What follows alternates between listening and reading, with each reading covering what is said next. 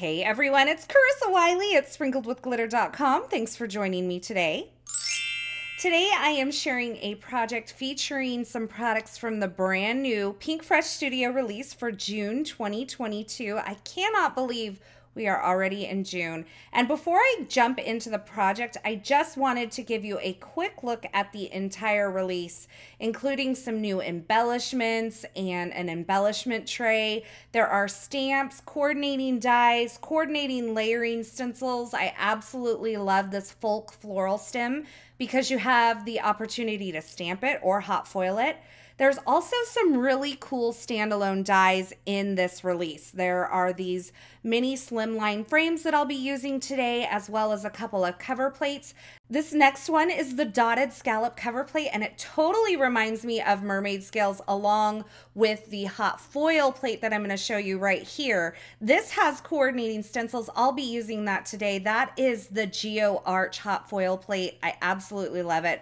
Along with this release, Pinkfresh is also releasing this adorable brass embellishment tray and some new clear iridescent pearls or bubbles or droplets. These are so beautiful. They're silver backed. They look like a clear drop with like iridescence to them. They really remind me of bubbles. And to me, they pair really well with the dotted scallops and that Geo Arch because all of that says mermaid to me. So I can't wait to play with these products a little bit more and make something kind of mermaid inspired out of them. Today I'm going to show you how to add a little bit of stitching to a die cut like this mini slimline frame to kind of step it up a little bit here. So this mini slimline frame has a very Art Deco feel to it. There's a lot of piercing around the edge, and then there's kind of these etchings at the edge that kind of fan out, and I thought it would be really beautiful to bring a little attention to those special details that the die makes by adding a little bit of stitching. Now you could totally stitch around this entire die cut frame, but I'm just going to do portions of it. And I wanted to show you that this die set includes two sizes. So here's the two sizes. I'm using the larger one today. And when you die cut that smaller one, you get this little inside piece. Totally looks like raffle tickets to me. So if you are creative, you could turn that into kind of some raffle tickets. So I've die cut this frame from this beautiful coral cardstock, and I'm just adding a little bit of liquid adhesive on the back and adhering it onto another white die cut frame that I've cut from some Nina Solar White heavyweight cardstock. This is going to give it a little bulk so that when I add the stitching to the corners, it's not going to collapse on me, and it's just going to make my life a little bit easier because I'm kind of like a bull in a china shop. You know, I'm not a real delicate girl. I'm a girly girl, but I'm not real delicate when I do things. So that little bit of extra weight on the back of the frame is going to help me out. Now I'm also stacking up two plain white die cut frames. These are going to go on the back of the piece that I'm actually doing the stitching on. I didn't want to add them here because I thought going through 4 layers would be pretty difficult. And I don't really want to have to fight the paper because then I risk even bending it more, right? So I'm starting this process by threading my needle with a little bit of gold thread, and I'm adding just a little bit of some score tape or some Be Creative tape on the back of my frame. This is just serving to hold the thread ends in place when I bring this needle up through that hole that's in the corner. So I'm pulling that thread all the way through, and then when I get to the ends, I'm going to flip this over and I'm just going to press the ends of that thread onto the adhesive that I have on the back of the frame. And then I am using the pattern that's already kind of scored or etched into the die cut to complete my stitching pattern. So there's like these 3 kind of rays that come out from that hole in the corner. I'm going to the center one first, and I'm going to the end of that little ray, and I'm just poking my needle through it. Now I am using an old foam pad from my Misty stamping tool to kind of give me something soft to poke into on my work surface. And then once I've poked through that, I'm going to take my needle down through it, and I'm going to bring the needle up through that hole again and go to the ray that's on the right of that. Then I will do kind of the same process, poke the needle through at the end of the ray, bring my thread through, And I'll come back up through that corner hole again and go to the ray that's to the left of that original ray that I stitched. And I will just poke my needle through the end of that ray, kind of making a bigger opening to allow my needle to pass through. Pull that all the way through, and then I can secure the ends on that adhesive that I placed on the back of my frame earlier. So this just took me a couple of minutes, and you can see how this really accentuates the beautiful design that's already kind of designed into the frame. Now there are the piercing dots around the edge of that, and you could definitely do some stitching in that as well. And there are several of the dies that are in this release that kind of lend themselves to stitching, even though they're not really truly a stitching die, because they have those pierced patterns in the design. And you can absolutely use a needle and an old mouse pad or an old foam pad that you have and create some stitched patterns on these. So now that my frame is completed, I went ahead and glued the stitched frame to those couple of die cut frames that I already had stacked up. I'm going to use this Geo Arch hot foil plate along with the coordinating stencils to make a background to set behind my beautiful Art Deco inspired frame. So I have my plate on my foil press.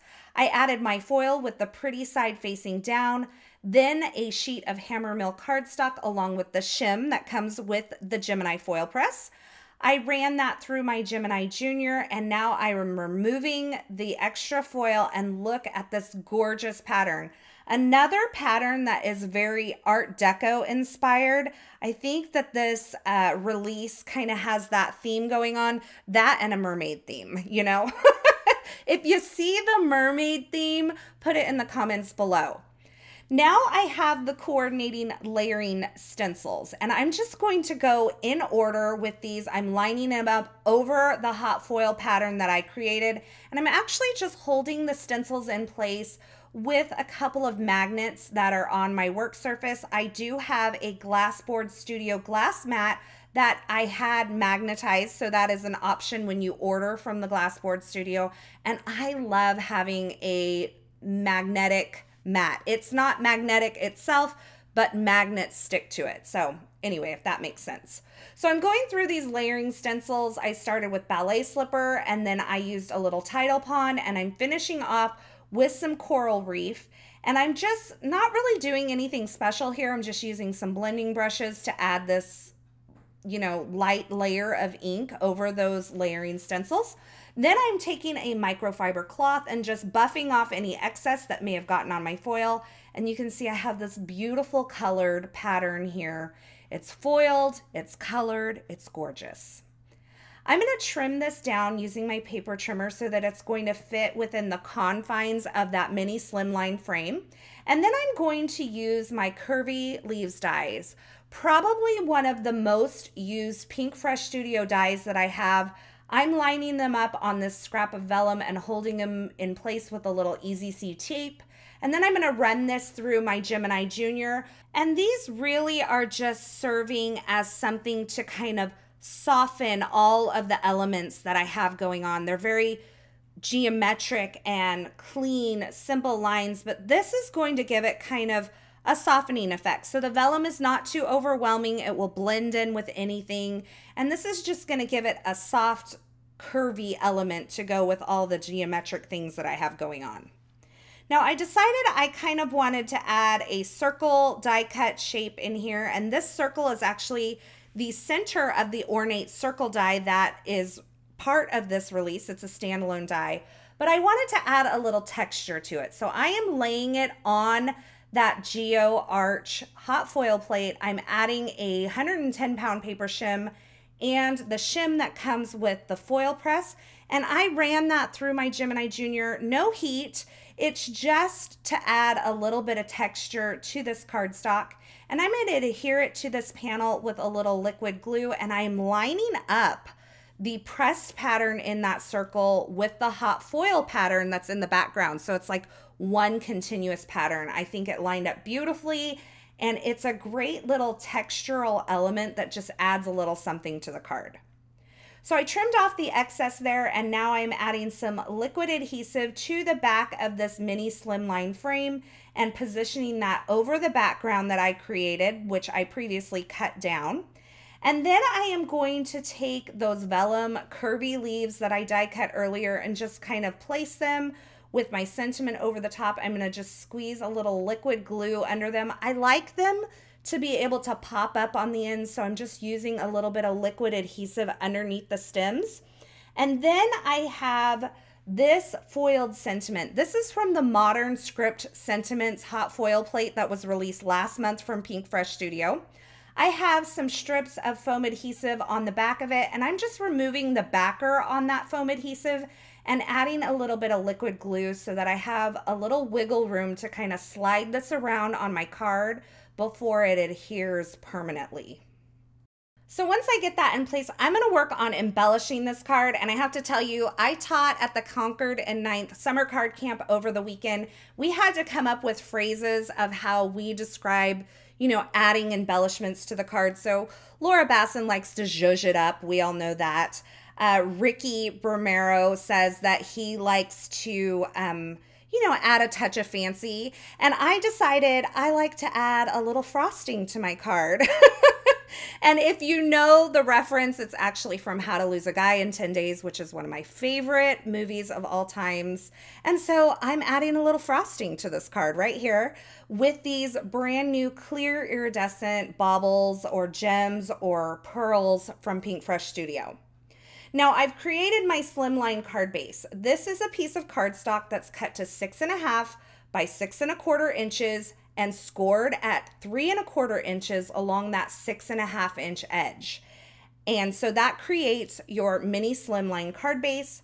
And now that I have everything adhered together, I'm just adding some tape runner to the back of my card front, adding that onto my card base, and that completes my card for today. And I really just love the idea of taking a die cut frame like this that wasn't necessarily meant for stitching. It's beautiful on its own, but adding just that little bit of gold stitching along the side really ties it into that gorgeous gold foiled background. And I just love the Art Deco feel of this entire card with all those patterns and colors coming together. Now, as always, I will have links to the featured products used in these projects in the description at YouTube. Those are affiliate links. I appreciate your support. Or you can head on over to my blog at sprinkledwithglitter.com. Over there, I'll have a full list of supplies along with more still shots and more information, as well as information on a blog hop that this video is a part of. So be sure to check it out because there's prizes and inspiration there. As always, thank you so much for stopping by. Thanks for spending your time here. Thank you for watching. I hope you enjoyed this project. If you did, be sure to give this video a thumbs up and don't forget to subscribe and turn on the notifications here on YouTube so you don't miss any of my paper crafting and card making video tutorials. Again, thanks for watching, and until next time, I hope you have a fabulous day.